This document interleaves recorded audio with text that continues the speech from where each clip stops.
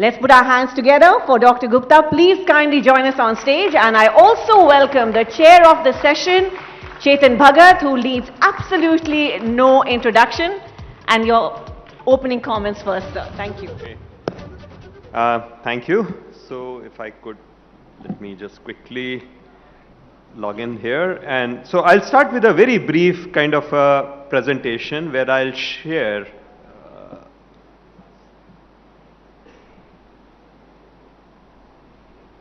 let me get to the right Wi-Fi.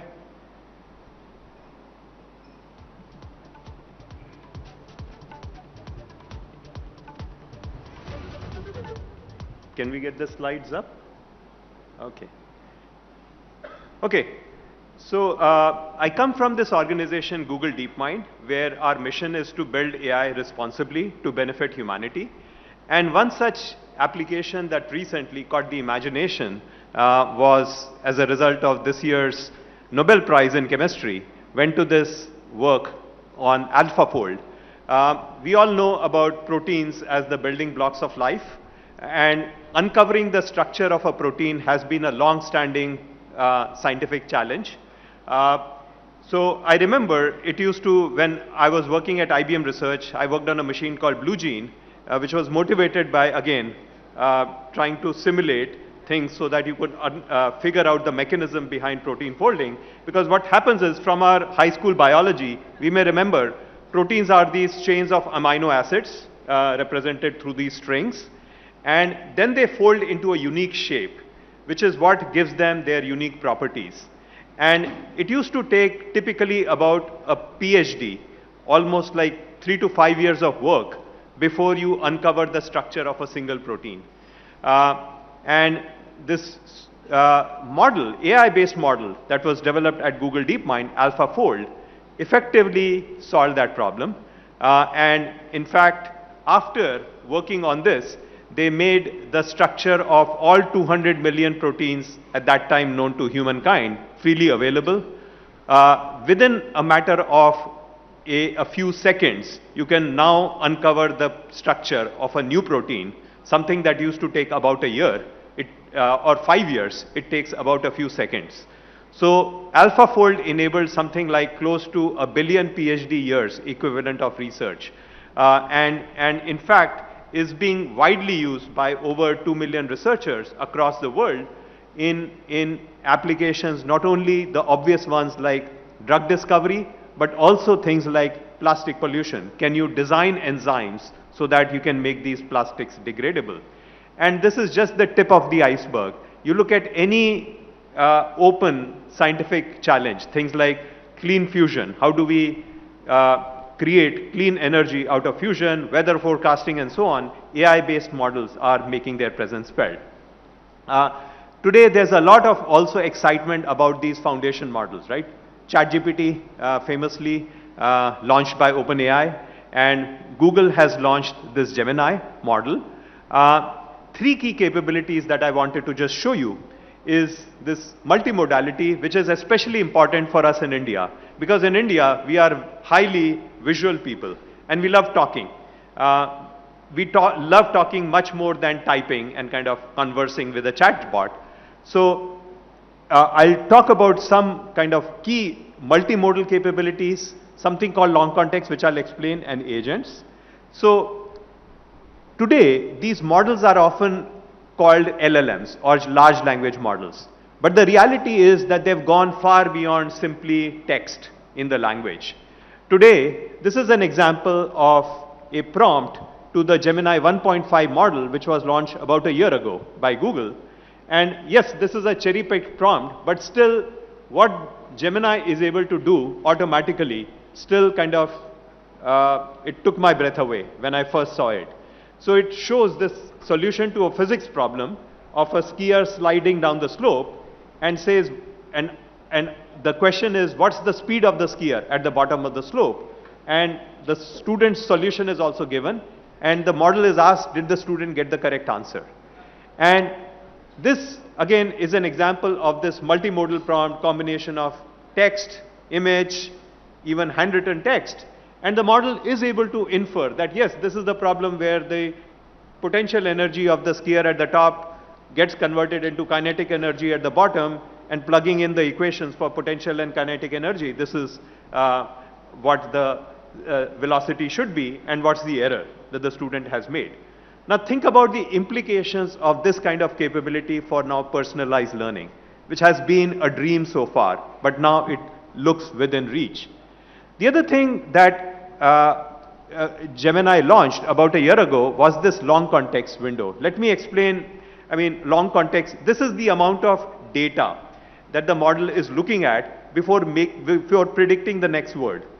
And what that means is, so Google initially announced a 1 million token context window and then 2 million.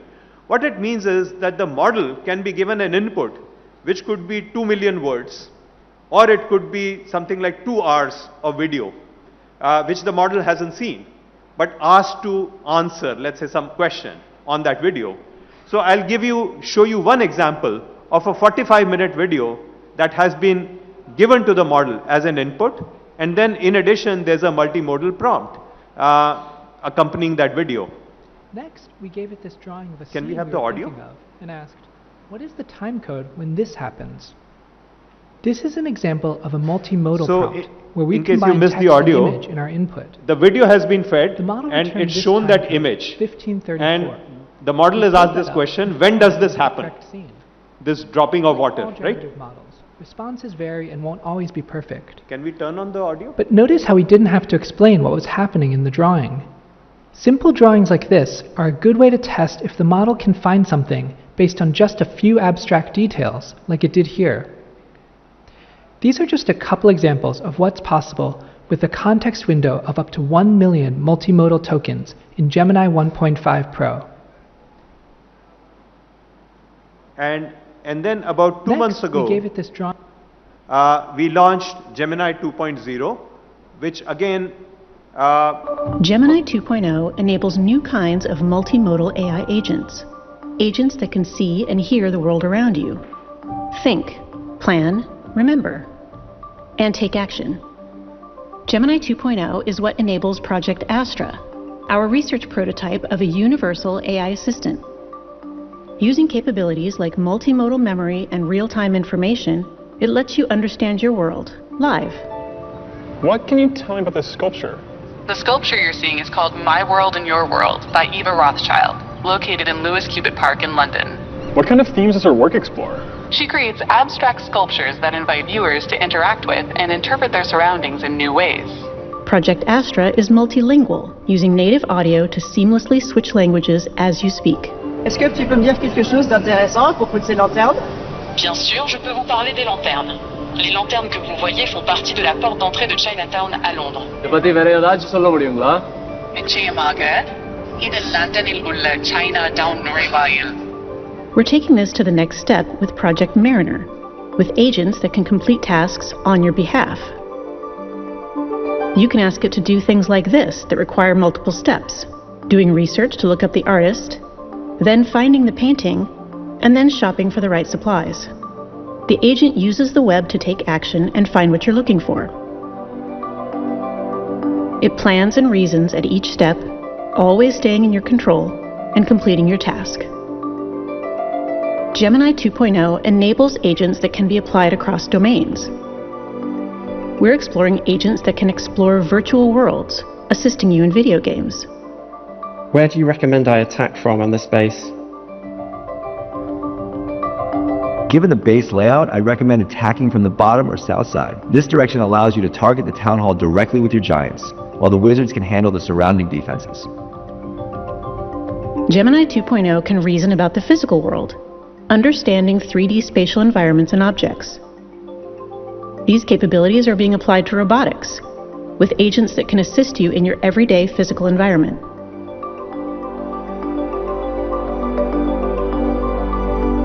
Learn more about how Gemini 2.0 is enabling the next generation of multimodal AI agents at deepmind.google/Gemini. Again, what we are envisioning is where each and every one of us, every person on the planet, has these very, very powerful universal agents that are helping you with various aspects, helping you learn, helping you lead healthier lives, helping you plan your next career move. We've seen a lot of, again, AI models being applied to support creativity, right from helping us write poems or emails to creating beautiful images. And now, so these are examples of very high quality images that have been created using the Imagine 3 model. And we and a whole bunch of our other colleagues in the industry have also now been launching video generation capabilities. So it's again being very exciting to see how human artists are beginning to use these kinds of AI tools to create more interesting art. Now I'd like to spend a few minutes on the key topic which is very close to my heart, which is how do we develop all of this AI capabilities in an inclusive manner so that each and every person on the planet gets the benefits. So it's led to work in my team in Bangalore in many of these areas. One of our prototypical users that we always thought about was that laborer's daughter in Chhattisgarh, that people in this room, right, we all have access to information at our fingertips. How do we get that laborer's daughter in Chhattisgarh access to the same level of information, right, as you and I in her native language? So what we saw was our team has been doing a lot of benchmarking, and we saw that there's a very significant gap between the quality of all models, including our own models from Google, on English versus most Indian languages. So I challenged our team to, our team had initially built in our early years at Google Research, when we started our journey about 5.5 years ago, they'd built the first such model, Mural, that at that time provided coverage of 17 Indian languages. And I challenged the team to cover all 22 scheduled languages.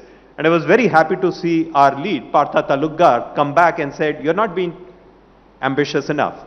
So he pointed me to language survey data, which said that there are 60 Indian languages which have over 1 million speakers each, and over 125 languages that have more than 100,000 speakers. So he said, I want to create a model that understands all of those 125 plus languages. Now, easier said than done. The next thing he told me was 72 out of those 125 plus languages are zero corpus languages. That means there is zero digital data. Now, think about it. Language spoken by lakhs of people, zero digital data. But again, it shouldn't be surprising. If we think about Hindi, which is spoken by roughly 10% of the world's population, any guesses what percent of the world's information content accessible through the web is in Hindi? Ideally, it should be close to 10%. The correct percentage is close to 0.1%. So highly underrepresented. So the other thing we know is that the same language is spoken in so many different ways. There's this Hindi saying, "Kos kos pe badle pani, char kos par vani," which inspired this project called Vani that we launched with ISC, where we've been collecting speech data from different corners of India.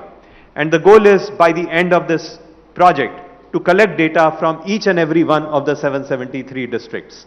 So we've made data from the first phase of this project, collected from 80 districts, freely available. It covers 59 Indian languages, and 15 of those languages used to be zero corpus languages. So we're hoping that as we continue this effort, hopefully we'll uncover all of the different languages, dialects, accents. The other thing that our team has pointed out is that it's not just important to understand the language, you also need to understand the culture. When you're responding to a user in Assam, you shouldn't come up with the response in English and simply translate that into Assamese. You should come up with the response rooted in the cultural context.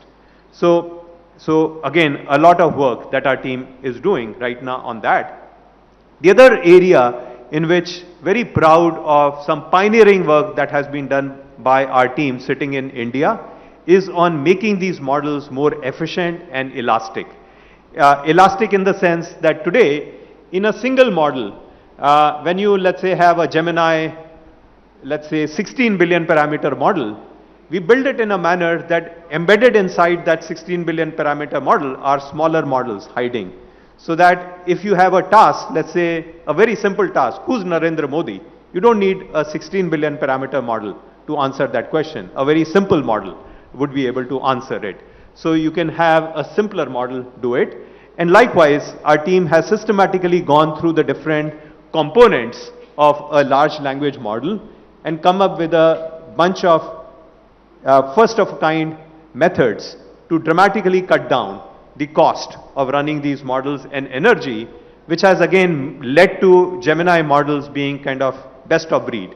Yes, there's been a lot of, again, excitement around the launch of DeepSeek models, but again, with Gemini, we continue to hold, be at that frontier of extremely efficient models, and very proud of our team in India having contributed to making these models very efficient. And finally, agriculture, right, accounts for over 40% of the livelihoods in India are dependent on agriculture, and that's a field which has not been touched much by AI. So our team has built the first such model that, based on satellite imagery, it is able to identify things like field boundaries, identify crops being grown, and so on. So the idea is to build the low foundational layers of an agri stack, just like the mobile payments, right, in India were revolutionized by this Aadhaar stack, which started with giving a unique identifier, ID, Aadhaar ID, to each individual. Likewise, through our work, we are giving a unique ID to each farm, so that now, when the farmer goes to get a loan from a bank or insurance for a crop, the provider can quickly identify, yes, what is the farmer growing, what is their expected income, and so on, right? And all of those things can be unlocked. So with that, let me stop. That AI is already here, transforming every industry, every aspect of how the world is run, which has been made possible through this rise of foundation models, which are using this generative AI methodology. But it's an amazing opportunity to develop models and solutions to bring benefits to billions of people. Of course, there are also a lot of challenges with these models, which I didn't touch upon, things like hallucinations, safety, bias, and so on, but happy to discuss more of those. But again, wanted to convey that these are truly exciting times to be an AI researcher, practitioner, or somebody developing applications on top of AI, because you can truly bring benefits to billions of people on the world through the power of AI and computation. Thank you.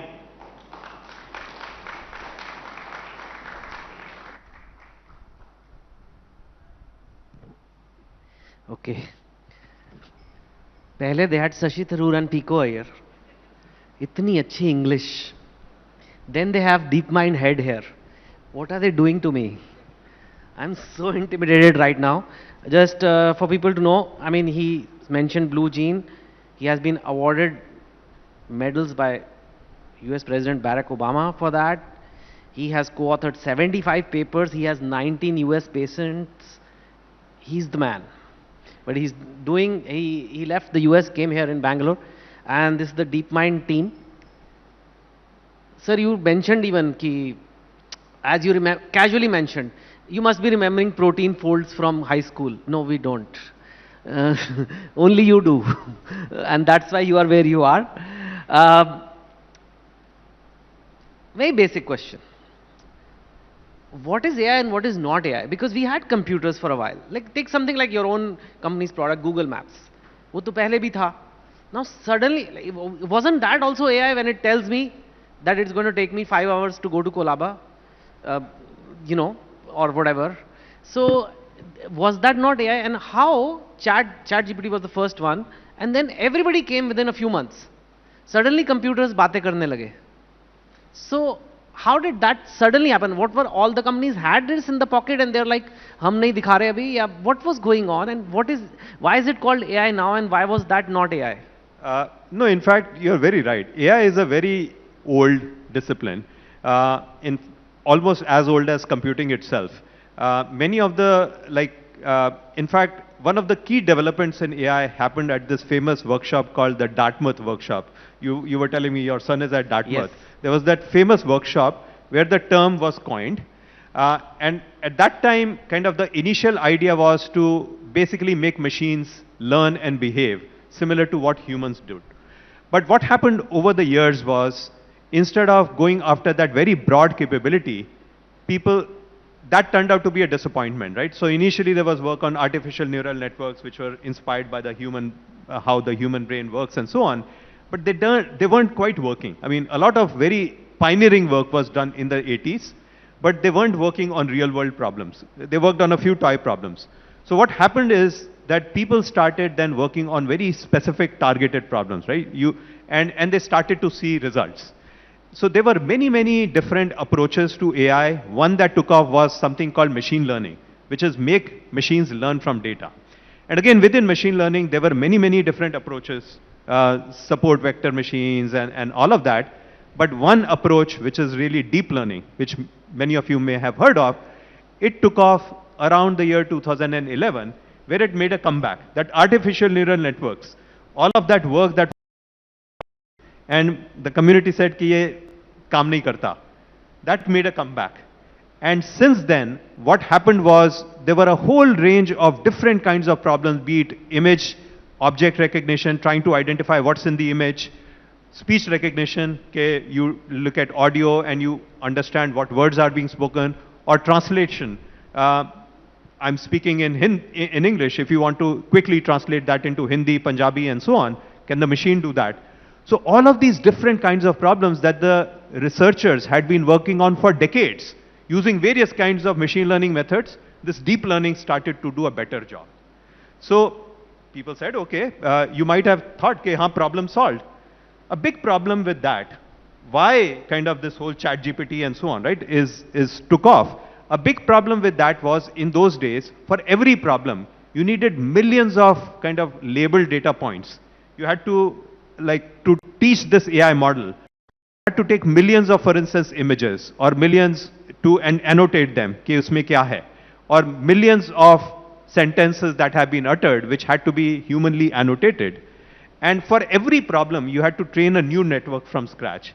And this is not how we humans learn, right? When given a new problem, I don't start from scratch. I build upon all my years of learning and my experience with similar problems. So that was the problem that got cracked by these foundation models. And a key innovation there was this transformer architecture that was invented at Google Research. And then people started building these foundation models. And a single model, they saw, could attack a whole broad range of problems. So that is what started giving people that, so it is what led Stanford researchers to coin the term foundation model. Okay, now to solve a problem, you can start with these foundations that are provided by a model. And this is why people are now getting excited about this artificial general intelligence capability. Okay, now any task that humans can do, we now expect in the near future, a single model, AI model, should be able to do that task quite well. Any task? Any task. Can they? That requires thinking. Not love and thumbs, stuff like that. Love, that will take a while. That's next generation. Okay. I mean, it is pretty crazy, because I'll admit, one day I had an interview request from a magazine. And it was 17 questions, and I was very busy that day. So I went to ChatGPT and, Gemini, correct branding. I don't remember which one it was. And I said, you are Chetan Bhagat. You have these interview questions. Answer these in 3 lines each. It just gave the answer, including what is my daily routine, what do I eat, all that. I don't know, some was true, some was not. And then sometimes I've given my whole article, if I've written, I say summarize it in 2 lines. वो कर कैसे रहा है? So, like, how is it doing it? Maybe we are just don't have the brain to understand. You can say that also. But, you know, by the way, he's my senior from college, IIT Delhi. He's an example of when IIT goes right.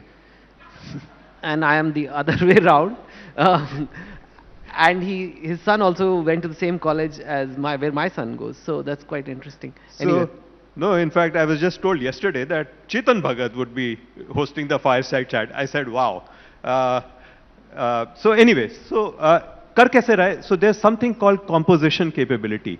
So that these models, these are, as you build these very, very large models, what happens is there are different aspects of like that problem, and these are coming together through this composition that these large language models are able to do really well.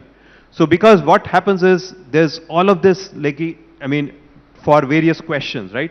There is all of this information that they're able to process. So there is some part of the network that is helping them kind of provide those answers. But then there is also that part where you're customizing it to how would Chetan Bhagat do it.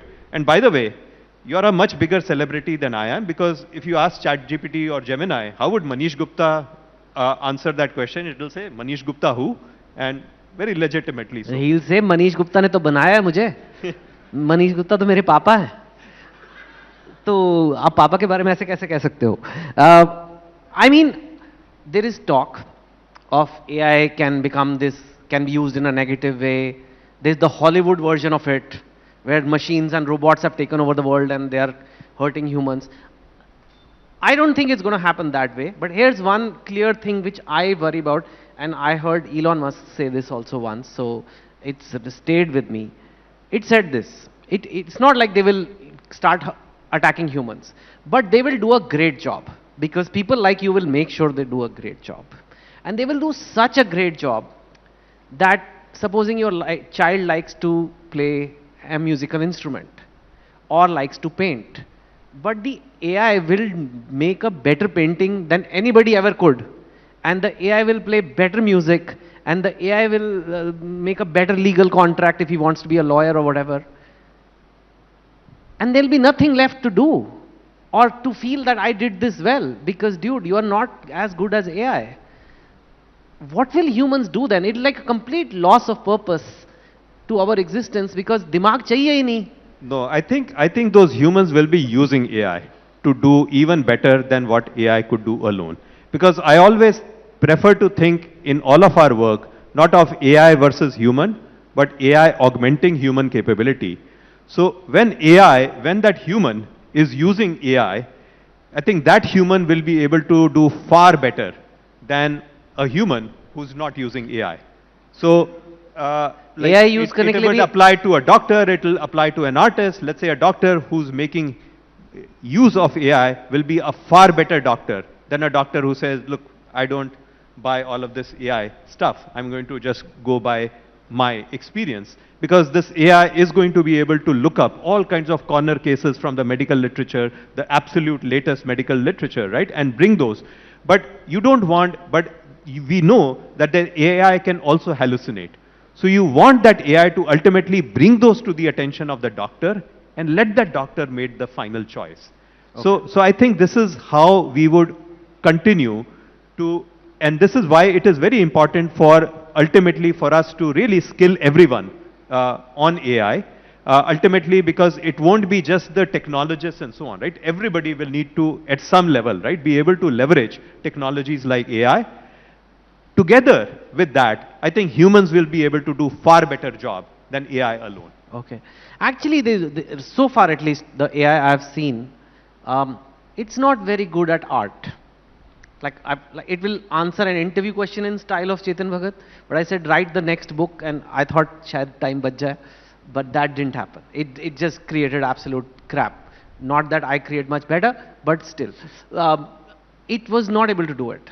There is no AI song that has been able to make people cry or filled with inspiration or delight, like some of the other songs do. Some musicians can, some artists can. And I think it's because the AI is trained on data, but AI ka kabhi dil nahi toota hai.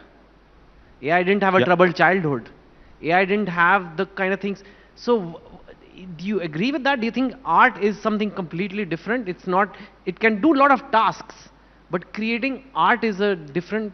See, I mean, if you go back, let's say 10 years ago, all AI experts were saying, okay, look, AI will be used to automate all of this mundane tasks that we do, but creativity will remain this uniquely human endeavor.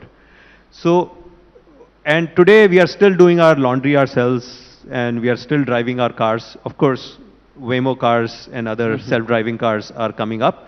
At some point, they will work in India, but it will take them a while, right, before they work on our streets in India. But you are beginning to see amazing, when you prompt the model, right, to generate an image and so on, you're beginning to see very, very, I think, at least exciting kind of things. So again, I think if you are talking about AI competing with humans, I think, yes, humans will still win. But when you think about the artist who's now beginning to use the power of AI, because I didn't show, again, in the interest of time, there was another video I had which showed how some of the artists, so Google has been working with some artists who are beginning to create new music. So when they are doing their exploration, AI helps them explore kind of new genres, which are combining whatever Haitian music with Brazilian music and so on. And this artist says, I have no idea, right, what will come out. But AI is helping them explore, right, a lot of these very kind of interesting directions. So I think you'll increasingly begin to see artists make use of AI to create even more amazing art. Okay, nice. But those Waymo cars, those driverless cars, they run on AI. But it's hard in India because we have something called NS, which is natural stupidity, which is very hard to compete with sometimes, I think. You know, there is this, some sort of, I've read articles which actually term it the AI arms race. The US is making models and investing huge amounts of money. China launched models. How do you see it? I mean, of course, you're seeing it from a research point of view. Is it going to become like an arms race? Who has the best AI? And particularly, what are the implications for India? And what can we do? And should we be alert and be on top of this more? I mean, what are your thoughts? Yeah, so I've been very focused on, again, developing AI in an inclusive manner. And I think India has taken that view, right? Vasudhaiva Kutumbakam. That we should develop AI in a manner that benefits everyone. So rather than thinking in terms of arms race and so on, one of the things where, in fact, I've stated that publicly, even well before this DeepSeek entered our public consciousness, is that these foundation models are becoming so powerful. It is important, right, for countries like India to have key capabilities. So already there are researchers in my team which have deep expertise in how do you build these foundation models, how do you make them work for all of the different languages, how you make them efficient. We want that expertise to be widespread, right, throughout, again, organizations in India. So which is why I have been advocating for a long time that India shouldn't only focus on applications on top of AI. Yes, we need to do that, but we should also have that expertise in building our own foundation models. And there should be many such efforts, right? Instead of only thinking about one national effort and so on. So I prefer not to think in terms of arms races. I do think that if the developments in AI are coming from all of humanity, it will naturally kind of push us in a direction where we develop AI in a manner that benefits all of humanity, right? Instead of only a privileged few. So in that sense, given that India represents such a large part of humanity, yes, we absolutely want not just one, but many organizations in AI to have that capability to develop foundation models. You feel India should make its own foundational model. Does it cost a lot? Yes, the way you build them today, it costs a lot, but by all means, innovate. We haven't seen the last word on how these foundation models should be built, because some people just assume, take it for granted that, oh, it's going to cost hundreds of millions of dollars. I would say we should stop having that scarcity mindset. India is not a poor country anymore. I mean, if it requires $100 million, right, to be a leader, can't we afford as a country to spend those hundreds of millions of dollars? We can. But the other point I would say is, by all means, innovate, come up with cheaper and kind of more energy efficient and so on ways of building these foundation models. There is already inspiration, right, from this organ called brain, right, that sits in every one of us. Brain does all of this processing at something like it's estimated to consume about 20 watts of power, right? And today, all of these large models, they're consuming so many megawatts of power that today all these AI companies are now signing deals with nuclear power companies, right, to build nuclear power plants to power these AI systems. Why should it be that way? Why should it have to be that way? We ought to figure out much more energy efficient, much more cost efficient ways of building these models. So I would say it's like we are still very at early stages in this long journey to build highly capable systems. So it's important for definitely India as a country to have those kinds of base capabilities. Okay. So we have, I mean, it's a different field, but like we have something like an ISRO, for example. And we do Yes. spend $1 billion+ on ISRO every year. And we have reached somewhere in space research in that way. Do you feel this is as important? I think I would say even more important. So in fact, yesterday we were very fortunate. We had an inauguration of our new office for Google Bangalore, and our chief guest was Dr. V. Narayanan from ISRO. Again, he talked about how India was so far behind. He talked about he was a child in a village in Kerala when they heard the news of man having first walked on moon. He said we were like decades behind other countries. And he talked about so many accomplishments, having landed, done a soft landing on that other corner of the moon, and the manner in which we reached Mars and so on, launching 100 satellites for the first time in one go. There are so many things that ISRO has done which are first in the world.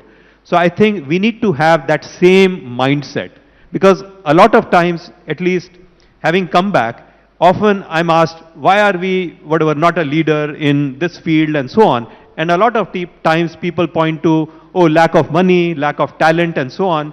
And I always feel, no, it's not lack of money, it's not by no means lack of talents, it's the lack of ambition, lack of boldness or guts, ambition, whatever you call it.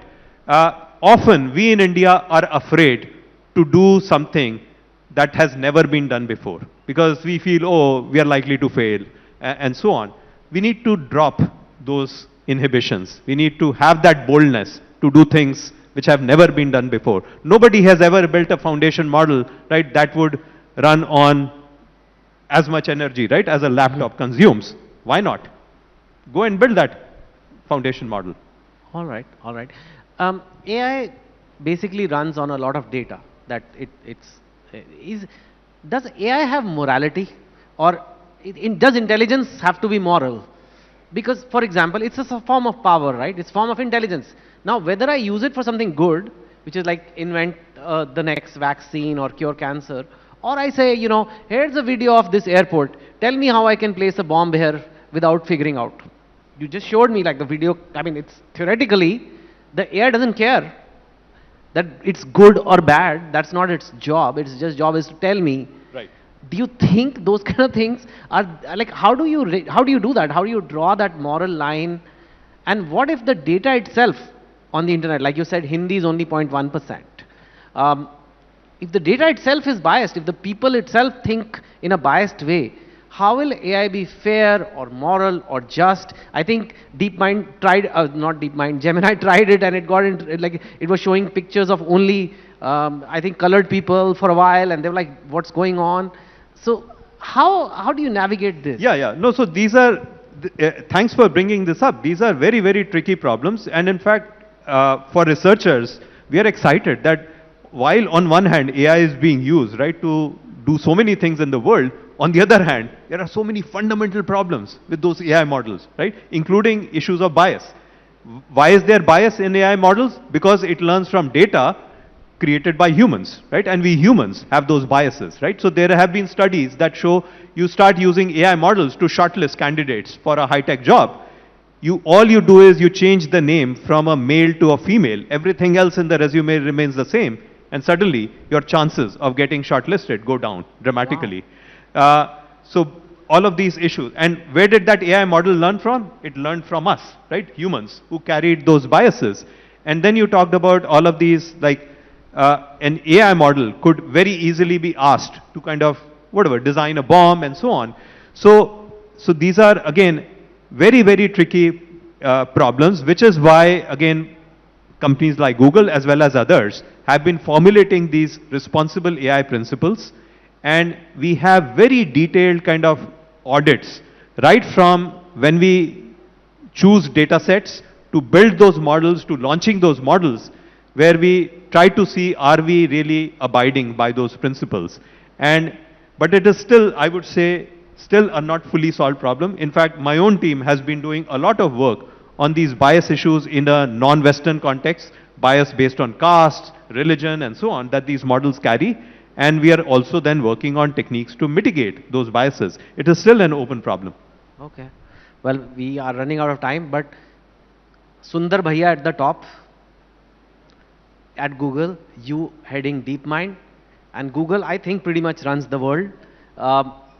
And it's you guys over there who are running the show, so we are very proud of you. It's basically Indians running the show at Google, I think. Of course, others also, but we'll claim it like that. And I think we learned a lot today. It was a tough session. I thought, but I think you said things in a way that all of us learned a few things. Even though we don't have so much NI, the natural intelligence to understand AI, but thanks for all the great work and making India proud. Thank you. Thank you, Chetan.